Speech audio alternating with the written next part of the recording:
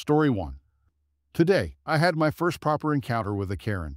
I work for a very notable moving truck company that also sells boxes and box accessories. We are no strangers to Karens, but this one was the first non-crazy Karen with rights and convictions that I have encountered. Cast. Me. Coop, my coworker, because for some reason I'm thinking of Gordo Cooper. Kevin, the hero of our story. Our story begins with me walking out from the back after filling up my bottle. I come through the door and see the hero of our story, Kevin the Wise, leaning up against a pallet of boxes. I missed the beginning of the conversation, but this is where it started for me. Coop, sir, could you please put on your mask? Kevin, you will say hello to me before speaking. Coop, sir, you can't be inside without a mask. Kevin, excuse me, you will say hello before saying anything to me. Me, look, bud, there's two ways this can go. You either put on a mask or you will leave the store. That's that. Kevin, you will say hello before speaking to your customer. Me? Okay, get out. Kevin, say hello, then you can tell me to leave. Me? Get out immediately. You are now no longer welcome. Kevin, if you don't treat me with respect, I'm going to leave and take my business elsewhere. Me and Coop, fine by me. So, our great and respect-deserving Kevin walks out of the store. But it's not over because this would be a pretty boring story. This guy now insists on walking in and out of the front door, and we both tell him he must leave the property repeatedly. After about 20 minutes of this, him yelling, "Call the police, go ahead," over and over, and generally being a huge jerk to all the normal people walking in, I did just that.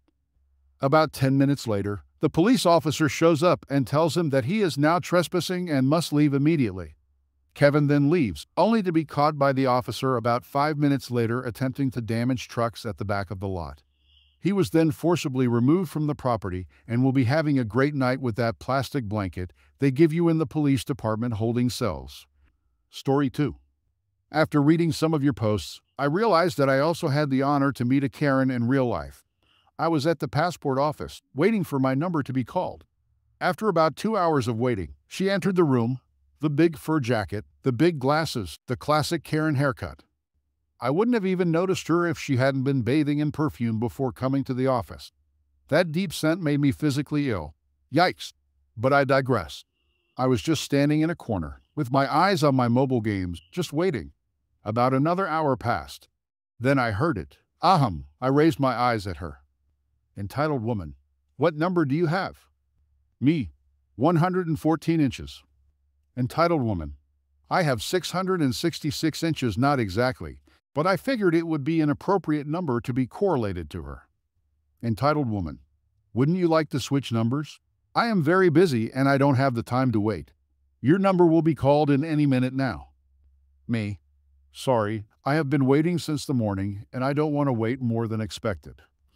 Entitled woman, kids these days, so entitled, so disrespectful. Would you do that to your mother too? Me, no, because my mother would have come since the opening hours, as I did. Entitled woman, how dare you talk to me like that? Then she proceeded to slap me.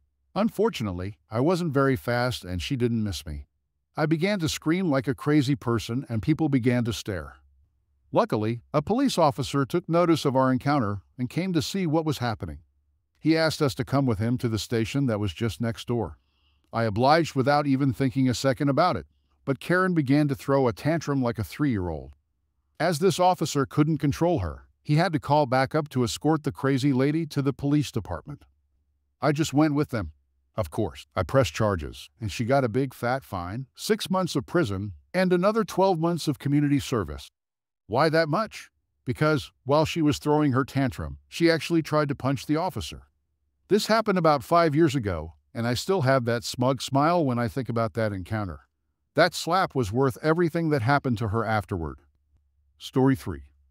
This was just about 3 years ago.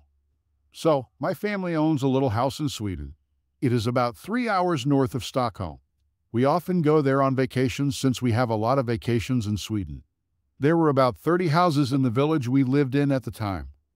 In this village, there was this jerk who had just bought a new expensive Porsche SUV that he flaunted to everyone. He had a wealthy family and got the car from his dad. He was about 23 and had never made a single penny from his own work and was always a spoiled kid. Now to the story.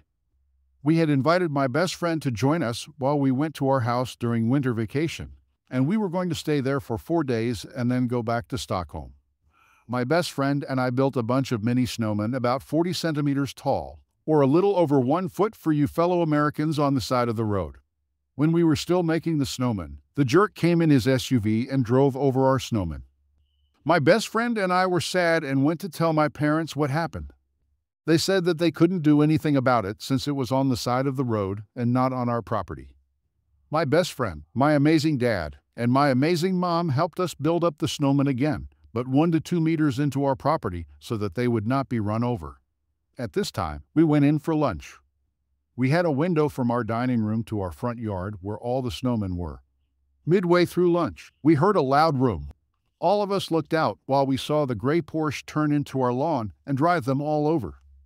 My mom was furious and began cursing him out even though he wasn't there. Now, my parents were in full revenge mode. We built even more snowmen, but this time my mom and dad put gigantic 14 centimeters 5-inch spikes in the bottom of them. We built many more than there were before so that he would not be able to resist driving over them. Some hours later, we heard a loud bang outside.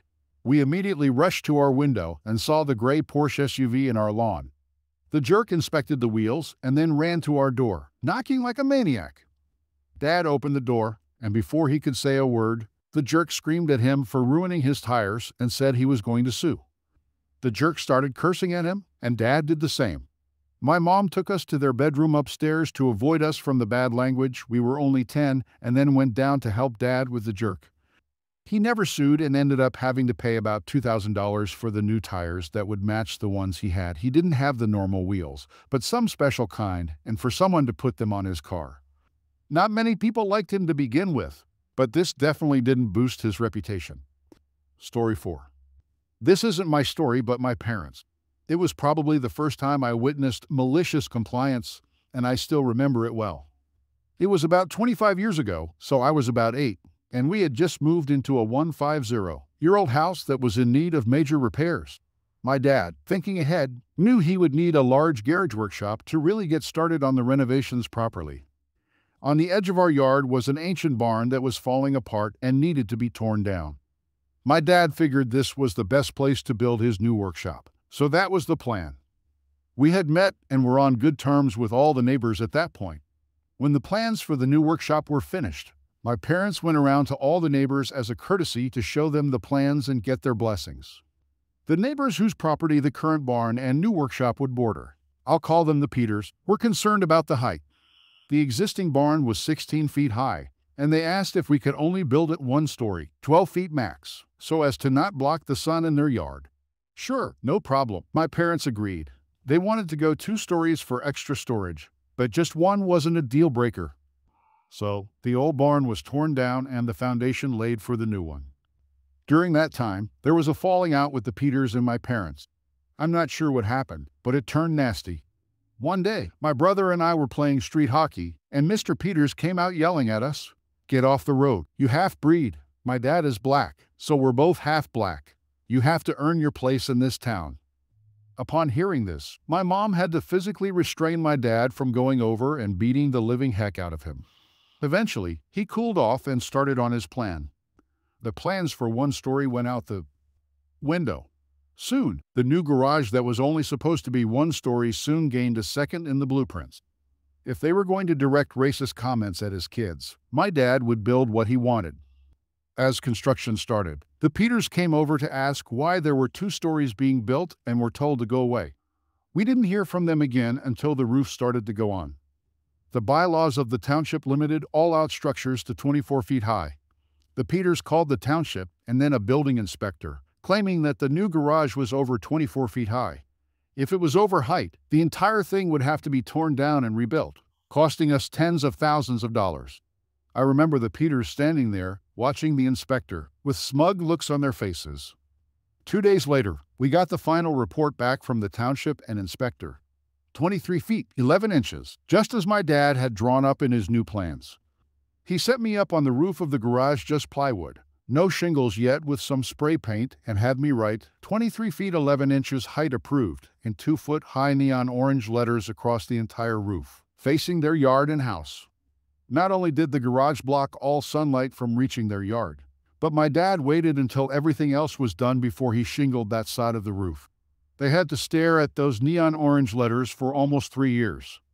We didn't hear a peep from them for the next 10 years until they moved. Story 5. This happened quite a few years ago. Where my hometown is, there is a thing called the Agriculture Land Reserve.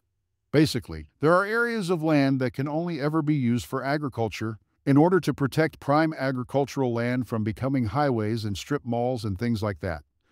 A friend of a friend, let's call him Fred, had inherited a piece of such land on the outskirts of the city. He had no interest in doing any kind of farming, but the Agriculture Land Reserve rules allow for the property owner to have a personal residence on the land. So, he built a house on it and had a nice place to live just outside of town.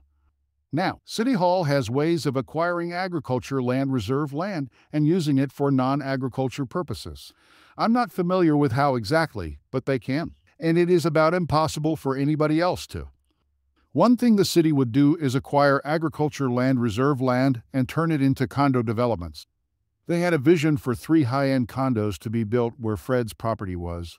They had already bought the properties on either side of Fred's land and were going after him too. The city was only offering Fred the property value, and since he had just built a house there, he would be losing on the deal, so Fred said no. While the condos on either side of Fred were being constructed, the city used every tool they could to try and expropriate Fred's land, but the Agriculture Land Reserve restrictions made it tricky. Finally, they told Fred that since his land was Agriculture Land Reserve, he needed to be using it for agriculture within 30 days, or they could take it from him. Fred's response? Pig farm. He crammed as many pigs onto his property as he legally could, in full compliance with farming regulations, health, and safety. The whole 9 yards. Since he had fulfilled his obligations with the Agriculture Land Reserve, the city could not touch him. Period. The city had already pre-sold a number of these condos, and naturally, none of the buyers were very happy to have spent a small fortune to live next to a big stinky pig farm. Most of the buyers obtained grounds for dismissal on their purchase agreements, while the rest filed a big lawsuit. The city's project was sinking fast. The city started negotiating with Fred, and the story ends with the city finally making Fred an offer for his land that was so ridiculous, he had no choice but to accept.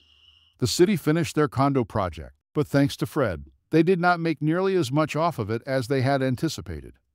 Story 6. This happened a few years ago. At the time, I was living with my then partner, now ex, and our dog in a small home with a fenced backyard. We had gotten robbed that summer, and while luckily the burglar was caught and we got our valuables back, the lock on the sliding glass doors to the backyard was broken. In typical fashion, my ex promised he would fix it, but weeks ticked by with no repair. My partner owned the house and wanted to do all these homeownership things himself. He refused to call a locksmith, or let me call a locksmith, or let me buy and fix the lock, but also never had the time to fix the lock himself. It was broken in a way that made it very hard to either lock or unlock. We would normally let our dog out in the backyard every morning to go to the bathroom, and during the week, he would just deal with it. But it was really hard for me to shove open the broken lock every weekend morning while he slept in. Multiple weeks in a row, I brought up the lock and how I couldn't let the dog out easily on early weekend mornings. He finally snapped at me one morning to just let her out front instead, like I was stupid for not thinking of this sooner. So, I did. Knowing full well the sprinklers were on in the front yard, they ran every weekend morning that early. Our pup happily went to the bathroom out front, under a sprinkler shower, and then bounded back into bed with him at 7 am soggy and wet. My partner was mad. He fixed the lock the next week,